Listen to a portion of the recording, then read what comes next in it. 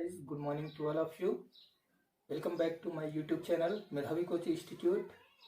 तो गाइस, आज मैं आपको क्लास 12th का फिजिक्स का कूलाम का नियम बताऊंगा। I hope you will better understand. Then I will explain Coulomb's law. Coulomb का नियम होता क्या है, इसके बारे में जान लीजिए। When a force applied between two charges is directly proportional to the product of their charges, means यहाँ पर दो चार्ज हैं, दो बॉडी है, इसका अलग अलग चार्जेस हैं, एक Q1 Q2 और इनके बीच का distance R।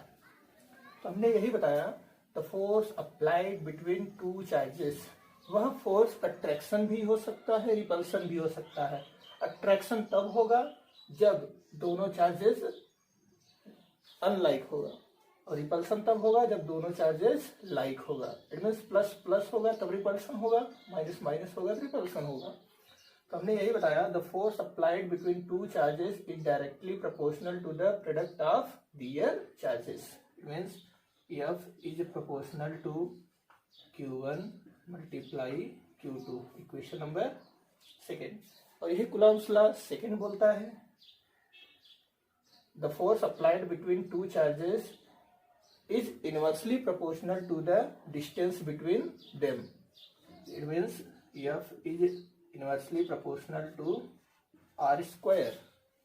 F is inversely proportional to R square. This is equation number second. From equation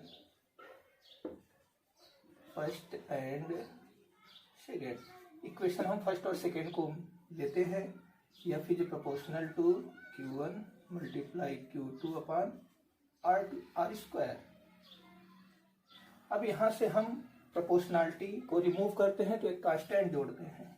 F is equal to K Q1 multiply Q2 upon R square, where K is a constant, where K is constant। अब K की value होता है 1/4 pi epsilon naught. तो F की value is equal to 1/4 pi epsilon naught Q1 multiply Q2 upon R square। This is Coulomb's law, where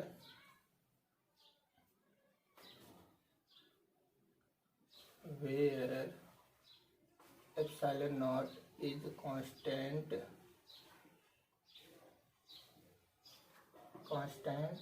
names permittivity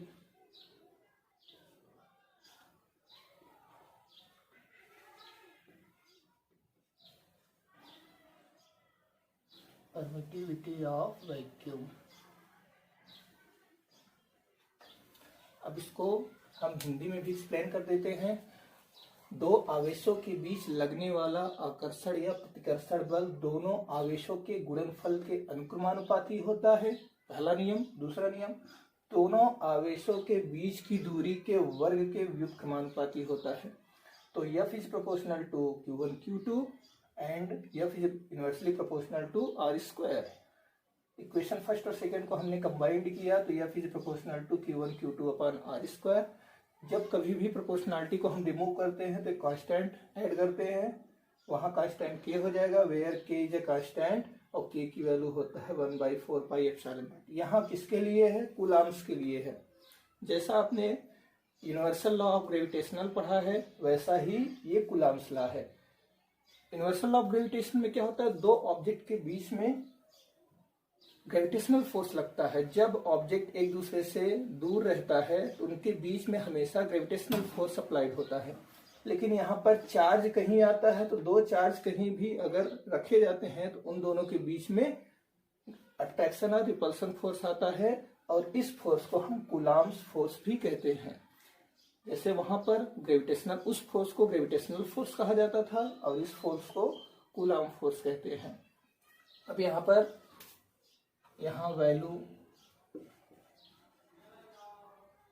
value of 1/4πε0 की value होता है 9 × 10⁹ Newton metre square पर coulomb square. ये 1/4πε0 की value होता है। अब यहाँ से इसके अकॉर्डिंग हम ओनली एप्सिलॉन की वैल्यू निकाल सकते हैं। तो देख लीजिए एप्सिलॉन की वैल्यू कैसे निकलेगा। इसको रेसिप्रोकल कीजिए 1/4πε0, तो ये भी रेसिप्रोकल हो जाएगा 1/9 × 10⁹ न्यूटन मीटर स्क्वायर पर कूलम स्क्वायर। 4 × पाई की वैल्यू 3.14 मल्टीप्लाई एप्सिलॉन0। अब ये 10 पावर ऊपर चला जाएगा 10⁻⁹/9 और ये हो जाएगा कूलम ऊपर coulomb square per newton metre square. ये ट्रांसपोज कर दीजिए।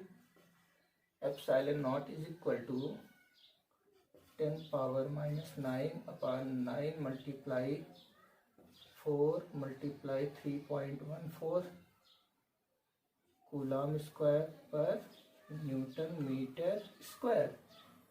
एप्सिलॉन0 इसका हम पूरा सोल्यूशन करेंगे तो आएगा 8.854 मल्टीप्लाई 10⁻⁻12